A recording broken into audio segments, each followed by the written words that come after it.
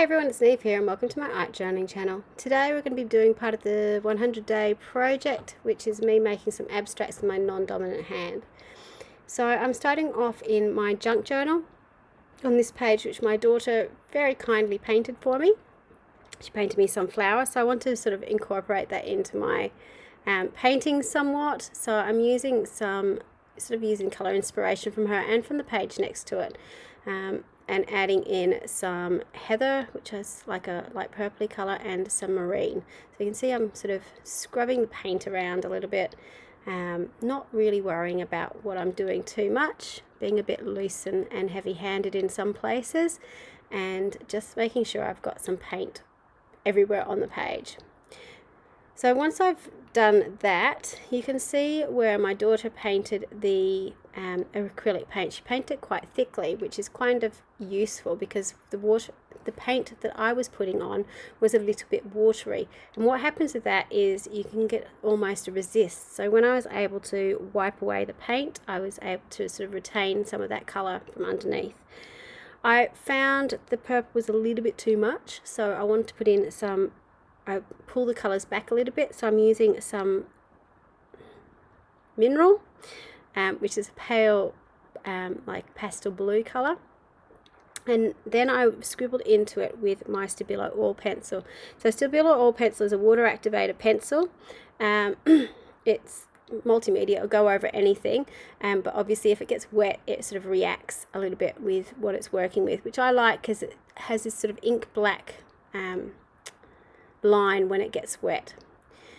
The other pencils you can see me doing some mark making with are called Stabilo Woodies, so it's the same family as the Stabilo oil pencils, but obviously a bit chunkier. They're actually designed for kids, and I love them. What I've found since doing this is because they're really waxy, if you heat your page up a little bit they go on like butter. They're beautiful.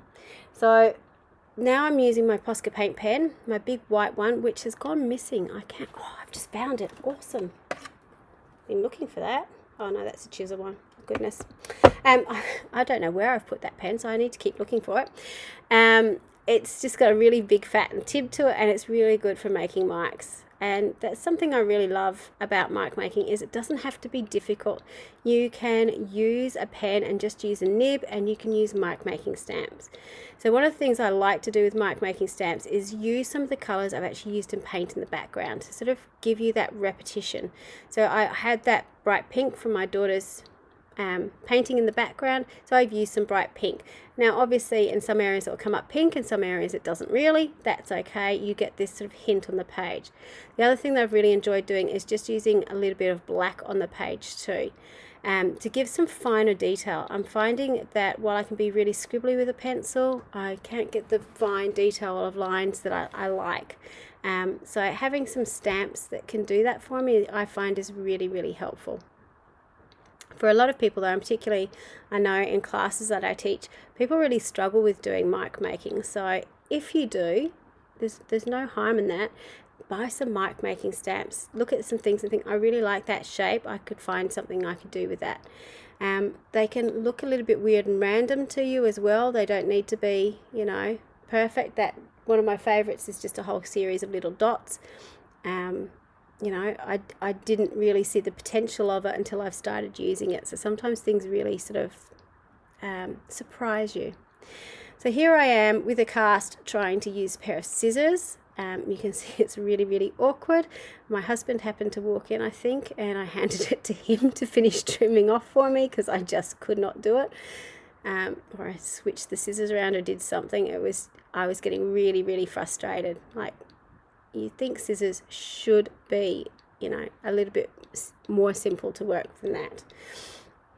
The shape that you can see there is a chipboard shape from Dina Wakeley. It was something that was sort of sitting around on my desk, and it made a really good focal image. The thing that I'm really struggling with at the moment is I can sort of put paint in the background, I can make loose shapes, but for something particular like drawing a figure or something, I haven't quite got there yet. So being able to stick some chipboard on has been really handy.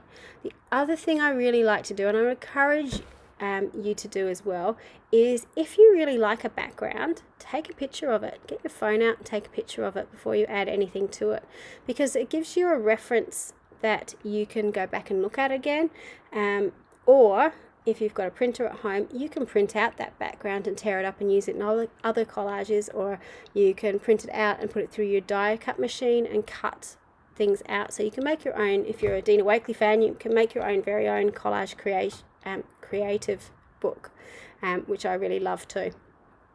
So all I've done to finish this off is add the little saying, which is "You are not alone," and add a little bit of a washi height to finish it off. And that's my final piece. So really, really simple, not much to it, but fun to do. And I'm sure if you did it with your dominant hand, you could probably be a lot more particular with what you're doing, but it's still a lot of fun to explore with explore challenges with you, a different way of approaching something. So thank you very much for watching. Until next time, bye for now.